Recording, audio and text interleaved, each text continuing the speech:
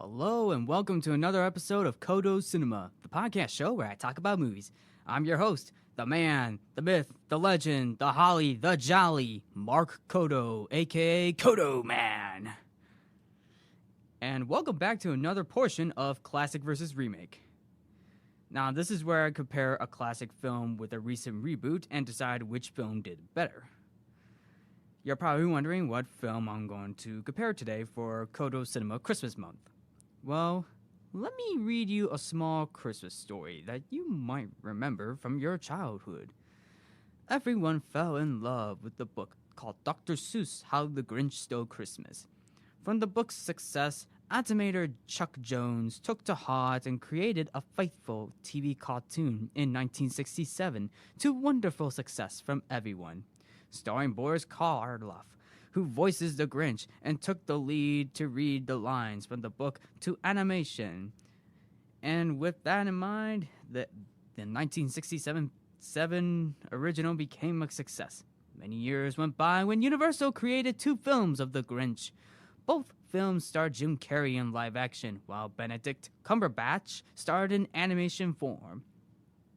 The live action was directed by Ron Howard, and the animation in 2018 was directed by Yarl Cheney and Scott Moiser.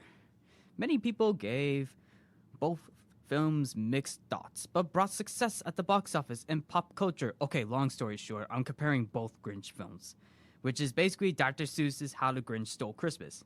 I apologize for cutting off the rhyming so short, but the show must go on for a classic versus remake. So I'm going to look into main characters, supporting characters, music, visual background, and overall story to see which Grinch film was better. So let's take a dive in. So the first round to sound off the first round would be our main character, which is the Grinch. So let me compare Jim Carrey and Benedict Cumberbatch, I should say. Both Carrey and Cumberbatch are merry and bright, their Grinch portrayals are different to say. And while Boris Karloff's take on the Grinch is memorable in the original, but both Carrey and Cumberbatch still hold their own. The live-action Grinch, which Jim Carrey did, brought the comedic style from Jim Carrey's Rage. It caught my attention to laugh out loud straight, and yes, the makeup that he has on pays homage to the original Grinch. And to be fair, it appears that the filmmakers researched to their take to see what the Grinch really looks like. At least the makeup looks pretty cool, even if it's kind of hard to take off at times. There were problems with the live-action Grinch too.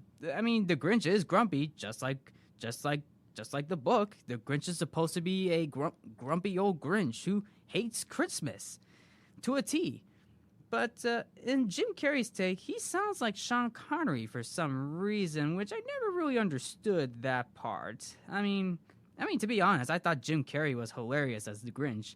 If there is one thing, even his grumpy moments, I actually got a laugh or two out of it. I mean, come on, he has some funny moments in the live action Grinch. Well, let me point out some examples. Well, how about when he tries to not listen to Christmas music when he wakes up in the morning? And no, that was not on his alarm clock. It was coming from the town that goes inside the cave. The music was coming into the cave, by the way. I mean, but the Grinch starts making noise just so he can block off the Christmas music by putting nails in blenders, jumping on jackhammers galore, and then using a gigantic stuffed monkey with cymbals to play cymbal music to block off the sound. I mean, hey, I actually got a huge laugh out of that. I mean, it's wacky and silly for the Grinch to do that. Both Grinches in the 2000 live action and the 2018 animated film both go into town, which I really don't get. I mean, I can understand why the original did that. I mean, in the original, he went into town during the nighttime to steal Christmas, which worked really, really well. But I feel like it's still a mystery to why he went into town during the daylight. And it could be more story, I suppose. But on the bright side, at least the Grinch in the live action tries to wreak havoc for some parts. Hey, he blows up a small car near a fire hydrant. At least the Grinch didn't look back at the explosion, though. Or how about when he steals Christmas? He literally causes chaos when stealing it, especially when he cuts under a tree at a house that literally comes crashing down.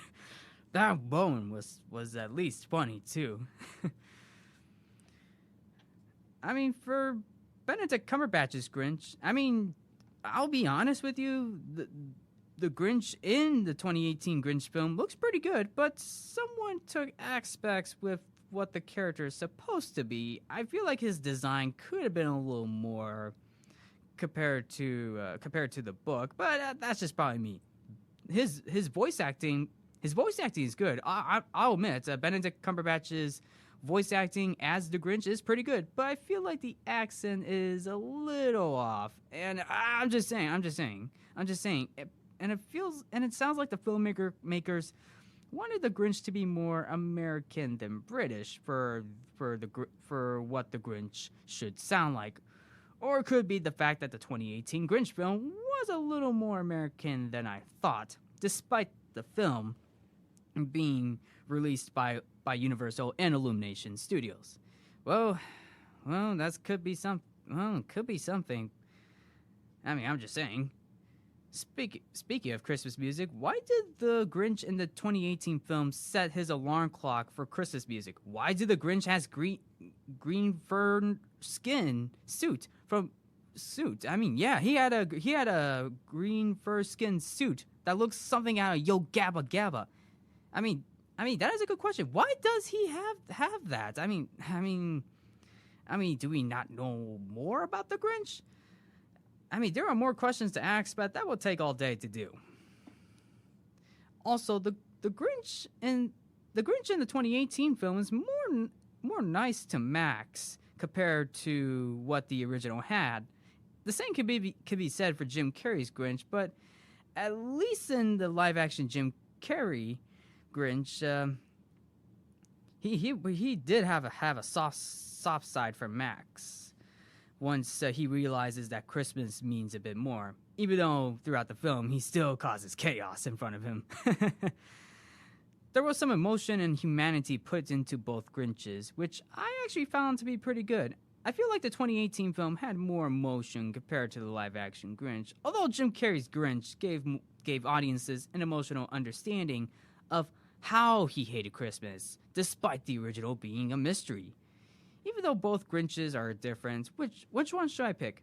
Well, as much as I love Benedict Cumberbatch's take, I mean, his take was good, but his take is nowhere near the zany, wacky, and grumpy level that Jim Carrey took in the 2000 live-action Grinch. So, I love Benedict Cumberbatch, but I gotta give this point to Jim Carrey. The score for the first round goes to the live-action Grinch. 1-0 live-action Grinch. So the next round will be supporting characters.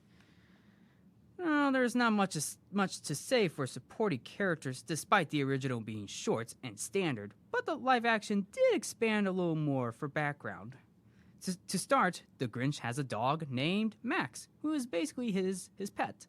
Max brings in the humor and support to the Grinch when doing his grumpy deeds, but often gets punished by the Grinch. The live action pretty much did pretty well, especially how the original did it too. And yes, I actually did get a few good chuckles out of Max when the Grinch starts doing chaos, because Max probably realizes, like, this is not gonna go well. The animated one for Max does look pretty nice. Not pretty nice. No, that isn't bad. I mean, what I'm saying is the Grinch is more nice to Max in the 2018 film.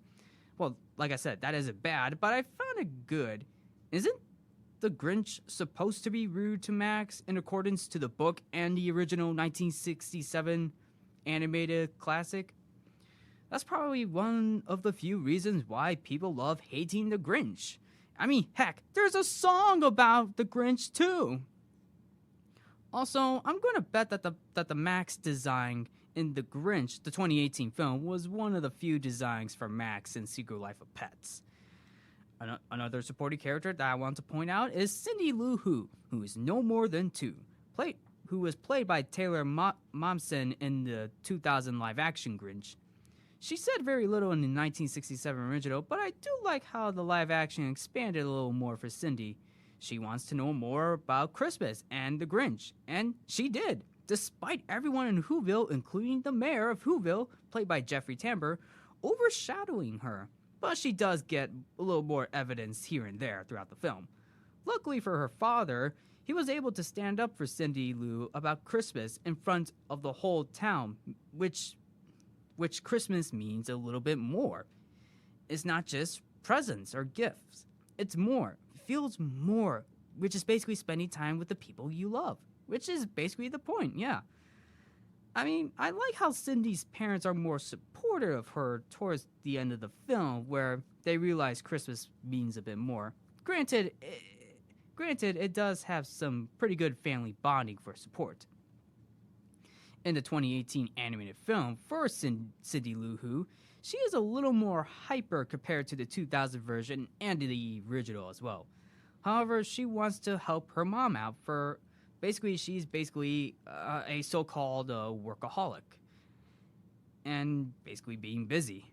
At that point, Cindy doesn't even recognize the Grinch in the 2018 film, not until the very end at least. She does give in some heart to the Grinch once he was at the last house, which is Cindy Lou's house, and she does talk to the Grinch about her mom being a busy worker. Plus the ending that they have in the 2018 animated Grinch was actually pretty nice, where the Grinch actually came to visit for Christmas dinner, which, to be fair, I found it to be very good. I mean, it does bond together, and that is something new to add in a reboot. And believe it or not, I actually love the 2018 supporting characters better. And to be fair, that is definitely saying something, and simply because it does have a little more character in the animated film. I mean, heck, even the Grinch befriends a reindeer in the film named Fred when he was searching for reindeers when stealing Christmas. I'm actually surprised how the Grinch actually befriends a reindeer, even though the Grinch is supposed to be a grumpy old character or something. But at least he does develop a good heart for Fred, Max, and then at the end with Cindy Lou Who. Heck, he even talks to a Who resident who is voiced by Kenan Thompson, which I actually found it very surprising because normally I don't see the Grinch talking with anybody in both of these films except for Cindy, and including a new Who character who is being voiced by Kenan Thompson, which to be fair, I actually found it pretty good. And Kenan Thompson, the supporting character that Kenan Thompson plays, is Bricklebaum, who is a jolly citizen of Whoville who lives near the Grinch. So I can definitely see why I see more conversations between the two, which I actually found it pretty good. So, as much as I love the characters in the live-action Grinch, I feel like the 2018 animated film did it better for the supporting characters. Now, don't get me wrong, I mean, I love the 2000 version, but the 2018 film did a better job, rather than... It did feel a little mean-spirited in the 2000 version. So, the winner of this round goes to the 2018 film. Score is 1-1, tied. So the next round will be original score. Which one did it better and sounded better? Let's find out. Okay, from a music standpoint, you could have picked better composers than James Horner and Danny Elfman. Both of these composers are legendary, amazing composers by bringing in the whimsical take to the world of Dr. Seuss in The Grinch. I mean, hands down, both the live-action Grinch and the 2018 Grinch brought in some very amazing whimsical moments for the score. So to start off, James Horner, who is well known for writing amazing scores in films like Star Trek II: The Wrath of Khan, Aliens, Avatar, Casper, A Beautiful Mind, and of course his Oscar-winning take on James Cameron's Titanic. Plus, he has collaborated with Ron Howard on the 2000 live-action Grinch film, so I can actually see that. James Horner also contributes to writing a new version of the Grinch theme song with Will Jennings and Jim Carrey singing in the film. Believe it or not, Jim Carrey sings the new Grinch film. You're a mean one, Mr. Grinch. I actually love that. I actually love that song when they actually played it during his sled building sequence. There is also another song that James Horner and Will Jennings wrote in The Grinch, and it's called "Where Are You Christmas?" And that was actually sung by Cindy Lou Who in the film, but for the album, it was sung by Mariah Carey and Faith Hill. I actually like both songs, but I did get some chuckles out of the new Grinch theme for "You're a Mean One, Mr. Grinch," where the Grinch starts building his sleigh during the nighttime in his cave. The orchestration for the film is pretty good. I mean, I hear mostly the woodwind sections, including maybe some moments from the brass section, but the string sections do bring in some pretty good moments too. And plus, it had that whimsical Christmas feeling for Whoville with a nice little ensemble tea work, as I mentioned, from the woodwind section.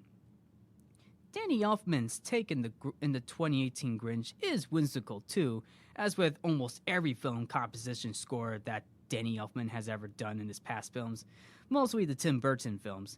He also rewrote a new addition to Welcome Christmas, same goes with James Horner. Plus, who could have had a 2018 Grinch film without adding a Grinch rap? No, I'm serious. There's a literal Grinch rap song being played in this film that actually sounds good but feels a little off at times. It's basically "You're a Mean One, Mr. Grinch," but in rap. I guess that song tried to top there's a "Walk It in My Pocket" version that someone actually did a few years back or something. Well, I guess that new Grinch rap of "You're a Mean One, Mr. Grinch" could be a last-minute decision before the release, but I could be wrong. Nothing much to add on, but I'm going to go with the James Horner score because I feel like the score for the 2000 live-action Grinch film was more memorable and fun to listen to from the guy who composed Titanic. My heart goes on for the music by James Horner. Sorry, Danny. I still love your music, though. Point goes to the live-action Grinch. Score is 2-1, with the live-action Grinch taking the lead. So this next round, which is the fourth round, will be visual style. And I feel like this next round is going to be pretty obvious for the winner, but it's going to be the look and feel of the film, which is like the production design, production values, and the overall visual aspect. And let's see which one was more faithful, too. All right, let's jump right in. The 2000 Grinch has some pretty good production values, mainly the makeup. The makeup in the 2000 Grinch film won the Oscar for Best Makeup and Hairstyle, and I can actually tell because the makeup in the live-action Grinch is pretty good. Even if it does look pretty creepy, it still looks pretty good. As I mentioned, the makeup for the Grinch himself is pretty good, and Jim Carrey in that makeup looks just like the Grinch. Heck, I mean, it looks pretty good. I mean, rumor has it that Jim Carrey had a hard time with the makeup because it did take a lot of time, and that is pretty much saying something for the makeup in all other films too, because it takes time to put on the makeup and take off the makeup, so it can be hard. The town of Whoville looks good, but often feels like a junkyard full of smog and pretty much anything else. Well, I guess you could say they tried to add to the snow with the Whoville town and Christmas, which I can see what they're going for. I mean, hey, the production values did look pretty promising for Whoville, but it came off as Fear and Loathing in Las Vegas type. I mean, I do see the Christmas values to the film, but maybe a little more color would have add onto it for Whoville in the live action Grinch. Well, as for the 2018 film, well, you know what? This is basically a dead giveaway. I'm giving this point to the 2018 film because of the visual style for the CGI animation in the 2018 Grinch film. Well, the reason why is because it looks and feels like Whoville spending their Christmas time. Plus, the colors in the 2018 film are bringing the joy. So, I can see why the reboot was one of the few things they actually kind of got right, bringing in the color and joy of Christmas to Whoville in the 2018 Grinch film. So, yes, this is technically a dead giveaway. So, this next point for visual style goes to the 2018 film. Score is tied by 2.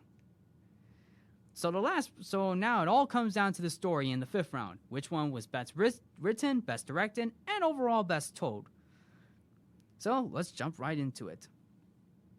As I mentioned, both films focus on the Grinch stealing Christmas, but they do expand the story more by giving the Grinch a backstory of why he hated Christmas. The 2000 live-action Grinch shows us that the Grinch hated Christmas from the kids who were mocking the Grinch as a child. Well, basically, it started from the mayor as a child who thinks that the Grinch didn't have a chance with Martha May Whovier for a date or something, because the mayor as a kid thinks that the Grinch didn't have a chance and the Grinch had a beard, which I really do not get that part, but that they mocked him. He was mocked. The Grinch was mocked. He was ridiculed. Now I could actually get that understanding why he hated Christmas, especially that happened during the most wonderful time of the year. So that is definitely an understanding to the Grinch's motivation of why he wanted to steal Christmas. He hated Christmas so much. And then, especially in the end, where he comes to the moment where Christmas means a bit more. I mean, so you get why the Grinch hated the Who's and Christmas. The 2018 film sees the Grinch in an orphanage where nobody actually watches him, with him feeling sad to not be a part of the Who's. And I'm just gonna go off on I'm just gonna say the 2000 live action Grinch did a much better job with how and why the Grinch hated Christmas. I mean, for the orphanage parts, we don't even know who watched over the Grinch. Like I mean, even the understanding. I mean, I guess you can say like he stands Christmas in the 2018 film, but it feels like it could have been a little more than that, because at least the 2000 live action Grinch did a slightly better job than what the 2018 Grinch did for his backstory. Also, we never knew how the Grinch got his dog Max. We never even know how he got him, which is kind of a plot hole that leaves it a mystery. So technically that makes sense. Cindy Lou Who gets a little more expansion in the films too, and that's what the live action did, including the 2018 animated film. I mean, heck, the 2000 live action Grinch goes beyond of Cindy Lou's understanding of who the Grinch is and the understanding of Christmas. The narration for the live action was told by Anthony Hopkins, while the 2018 animated version was told by Pharrell Williams. Now, I feel like Anthony Hopkins did a pretty good job in the 2000 live action, because, I mean, he did pretty good with it. I mean, it sounds like he was, like, reading the book. Although I do like Pharrell Williams' take of the narration for the Grinch, but it did feel a little disjointed at times. I mean, it was still good. I mean, both of them did a pretty good job, but I feel like Anthony Hopkins did a much better job. I mean, I like how both films stated that Christmas means a bit more. I mean, the problem that I have with the 2018 film is that it often feels overshadowed due to the changes that was made in the writing. So technically, the writing of the 2018 animated film was a bit of a problem. One scene that I noticed in the 2018 Grinch film is where he was trying to get the gifts from falling off Mount Crumpet, where he almost got himself killed. I mean, it was obvious in the other versions too. But in the 2018 film, Fred the reindeer came in at the last minute to rescue the Grinch, which leaves out one of the most important things about the Grinch was the strength of 10 Grinches plus 2. That was the thing. That was the thing that the 2018 film left out, because if you look back into the 1967 original and the 2000 live action Grinch, the Grinch was able to lift the sleigh up from not letting the gifts and toys to be destroyed. He was able to use his strength with the strength of 10 Grinches plus 2. That was the thing. That was the thing that got me very excited, and I applauded for both versions. That's pretty much the point. But it feels like the 2018 film left that out, which definitely surprises me. Now, that wasn't a. I feel like Fred. It was a good addition to have Fred in there to rescue the Grinch, but I don't know what to say. I just don't know what to say. And I also like how in the live action Grinch, Cindy Lou Who came to the top of Mount Crumpet to see the Grinch, because the Grinch should not be alone on Christmas, which, hey, you know what? That actually kind of makes sense. Nobody should be alone on Christmas, which is a very good point, because you're spending time with those that you love. Even though the Grinch doesn't love everybody in Whoville, he does gain a heart. His heart grew three sizes that day once he realizes Christmas means a bit more, which I definitely like.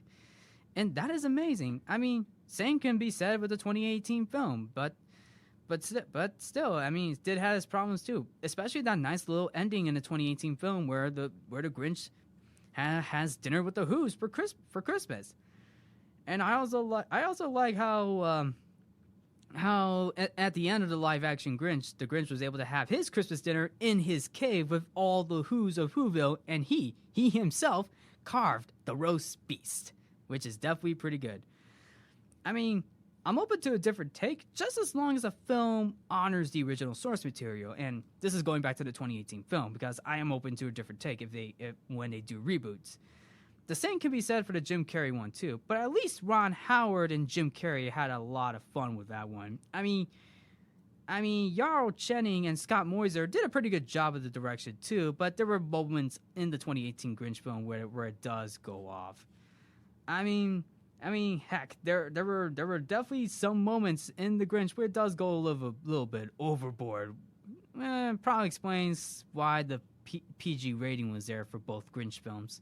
So without a doubt, I know I mentioned a lot, and I might have gone off topic a little bit, but so without a doubt, I'm ending this round with the 2000 live action Grinch, because not only did it follow the book well, but it gives in a little more time and understanding of the story.